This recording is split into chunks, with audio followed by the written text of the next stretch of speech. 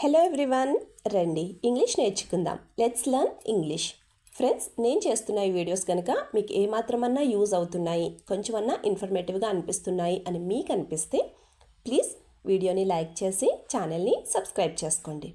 మీరు చేసే ఒక్క లైక్ అండ్ సబ్స్క్రిప్షన్ అండ్ కింద పెట్టే ఒక మంచి కామెంట్ నాకు ఇంకా మంచి వీడియోస్ చేయడానికి motivation. So friends, if you like the video please do like, share and subscribe to my YouTube channel. So ఇంకా లేట్ చేయకుండా let's dive in to the video. Previous వీడియోలో అడిగిన GK question, which is the second largest state in India? Answer వచ్చేసి మధ్యప్రదేశ్. మరి ఇవాల్టి GK question, what is the currency name of Sri Lanka? ఆన్సర్ కింద comment సెక్షన్లో కమెంట్ చేసి చెప్పండి. First sentence of this video, బియ్యంలో చెయ్యి ఎందుకు పెట్టావు? బాగా చిన్నపిల్లలు బియ్యంలో చేయి పెట్టేస్తూ ఉంటారు కదండి. సో ఈ సెంటెన్స్, బియ్యంలో చెయ్యి ఎందుకు పెట్టావు, ఈ సెంటెన్స్ని మనం ఇంగ్లీష్లో ఎలా చెప్పాలి అంటే, why did you put your hand in the rice? Why did you put your hand in the rice అంటే బియ్యంలో చెయ్యి ఎందుకు పెట్టావు అని అర్థం. మరి ఈ సెంటెన్స్కి సంబంధించిన ఎగ్జాంపుల్ సెంటెన్సెస్ ఇప్పుడు చూద్దాం. First one, I don't understand why you are playing with rice. I don't understand why you are playing with rice అంటే నువ్వు బియ్యంతో ఎందుకు ఆడుతున్నావో నాకు అస్సలు అర్థం కావడం లేదు అని అర్థం. Second example, when did you start eating rice?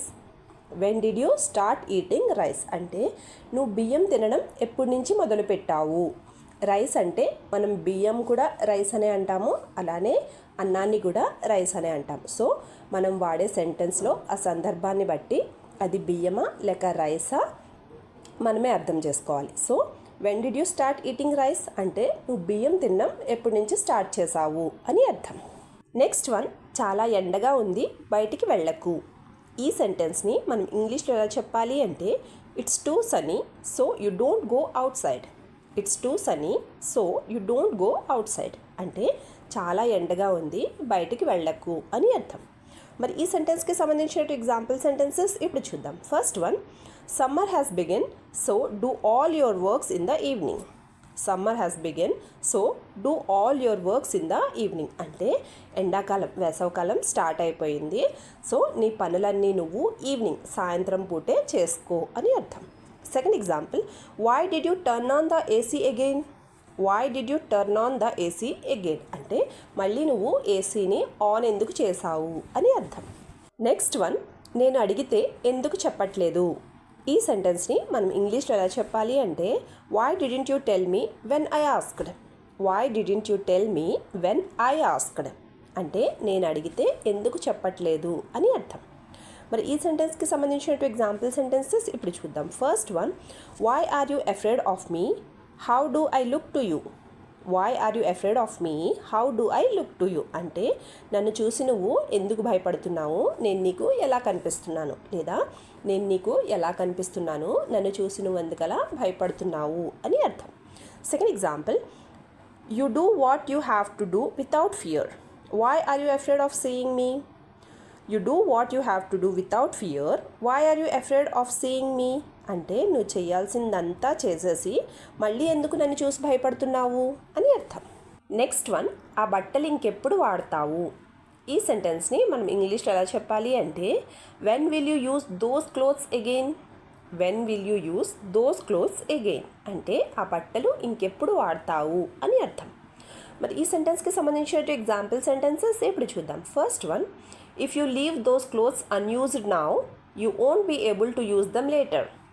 If you leave those clothes unused now you won't be able to use them later అంటే ఇప్పుడు కనుక నువ్వు ఆ బట్టలు వాడకుండా అలా వదిలేస్తే నువ్వు తర్వాత వాటిల్ని వాడలేవు లేదా తర్వాత వేసుకోలేవు అని అర్థం.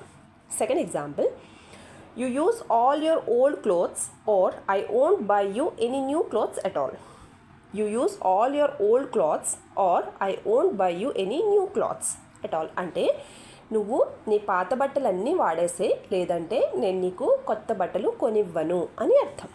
నెక్స్ట్ వన్, బయట వాళ్ళు ఏదైనా ఇస్తే వద్దని చెప్పు. మనం పిల్లలతో ఈ విధంగా చెప్తూ ఉంటాం కదండి, బయట వాళ్ళు ఏదైనా ఇస్తే వద్దని చెప్పు అని.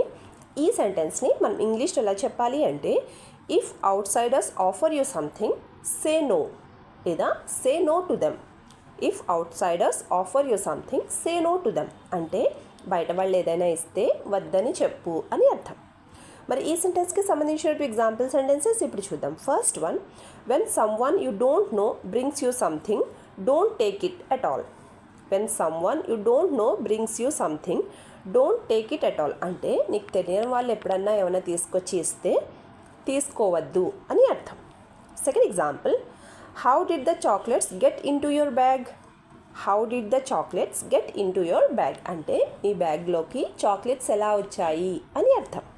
Last sentence of this video, ఎవరు ఏది ఇచ్చినా తీసుకోకూడదు. మనం పిల్లలకి ఈ విధంగా కూడా చెప్తూ ఉంటాం కదండి, ఎవరు ఏది ఇచ్చినా తీసుకోకూడదు అని. ఈ సెంటెన్స్ని మనం ఇంగ్లీష్లో ఎలా చెప్పాలి అంటే, you should not take anything no matter who gives you. You should not take anything no matter who gives you అంటే ఎవరు ఏది ఇచ్చినా తీసుకోకూడదు అని అర్థం.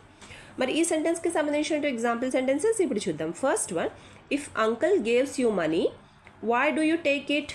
If uncle gaves you money, why did you take it అంటే అంకుల్ నీకు డబ్బులు ఇస్తే నువ్వు ఎందుకు తీసుకున్నావు అని అర్థం.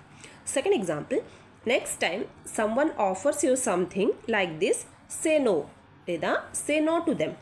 Next time someone offers you something like this, say no to them అంటే నెక్స్ట్ టైం ఎవరన్నా నీకు తీసుకోమని ఆశ చూపిస్తే లేదా తీసుకోమని చెప్తే నో చెప్పేసాయి, వద్దని చెప్పేసాయి అని అర్థం. వీడియో లాస్ట్ వరకు చూస్తున్నారు అంటే నా వీడియో మీకు నచ్చుతుంది, అలాగే నా వీడియో మీకు ఎక్కడో చోట యూజ్ అవుతుంది అనే కదండి. సో ఫ్రెండ్స్, ప్లీజ్ నా వీడియోని లైక్ చేసి ఛానల్ని సబ్స్క్రైబ్ చేసుకుని మీ సపోర్ట్ నాకు తెలియచేయండి. Thank you.